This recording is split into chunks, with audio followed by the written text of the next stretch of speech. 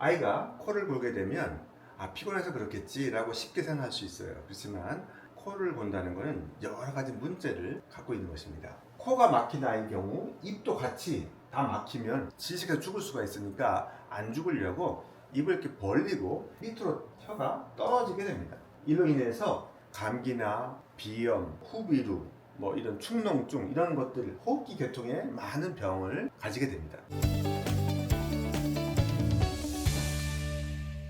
안녕하세요. 연세대학교 치과대학 외래교수를 맡고 있는 치약 박사 서종진입니다. 오늘은 아이 코골이 케이스, 여자아이의 코골이 케이스를 설명해 주려고 합니다. 아이가 코를 골게 되면 피곤해서 그렇겠지 라고 쉽게 생각할 수 있어요. 그렇지만 코를 곤다는 것은 여러 가지 문제를 갖고 있는 것입니다. 이 환자의 경우에는 입으로 숨을 쉬고 비염이 자주 있고 수면의 질이 떨어진다, 이런 문제점을 가지고 저희 병원에 환자가 왔습니다. 보면 제가 한번 읽어볼게요. 환자가 한 말들: 입을 벌리고 자요. 평상시에도 잘 벌리고 있어요. 비염이 좀 있어서 그래서 입을 벌리는 줄 알았는데 병원 진료가 필요한 것 같아서 왔습니다, 이렇게 표현을 했어요. 10번 중에 2번을 빼고는 아침에 잘 못 일어나는 겁니다.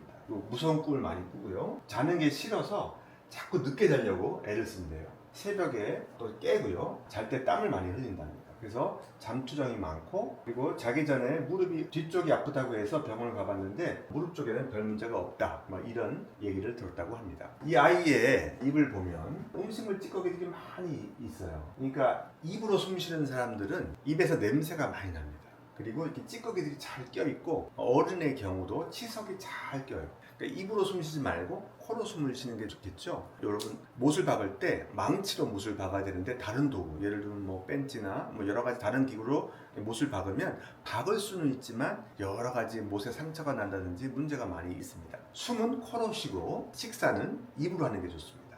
그런데 이 아이의 경우는 자주 입을 벌리고 잔다고 합니다. 자, 그래서 그 입을 잘 관찰해 보면요, 멍 때리고 있을 때 입이 이렇게 벌어지는 경우가 많아요. 그러니까 TV를 본다든지 그냥 아무 생각 없이 먼 산 바라보고 있을 때, 집중하고 있을 때 입이 벌어져서 입으로 자꾸 숨을 쉬는 거죠. 그럼 먼지들이 입으로 자꾸 들어가거나 바이러스도 입으로 쑥 들어갈 수가 있어요. 코로 들어가면 코털도 있고 여러 가지 점액이 있어서 우리 몸을 보호하는 기능이 있어요. 그래서 외부에 어떤 물질들을 걸러서 깨끗한 상태의 공기로 폐로 보내는 게 코의 여러 가지 중요한 기능 중에 하나인데, 입으로 숨을 쉬게 되면 입으로 곧장 먼지들이 안으로 들어가서 몸 여기저기 붓게 됩니다. 그리고 입안이 건조해지고요, 충치가 잘 생기고, 입술이 보면 이런 식으로 잘 터 있어요. 자꾸 건조해지는 거죠. 그래서 입술만 관찰해도 아이에게 문제가 있구나 알 수 있고요. 자는 모습을 볼 때 숨소리가 나지 않고 그냥 쥐죽은 듯이 아이들을 자는 것이 정상입니다. 그런데 코를 골거나 코를 골지 않다 하더라도 숨소리가 쌕쌕 난다, 그거는 뭐가 문제가 있는 겁니다.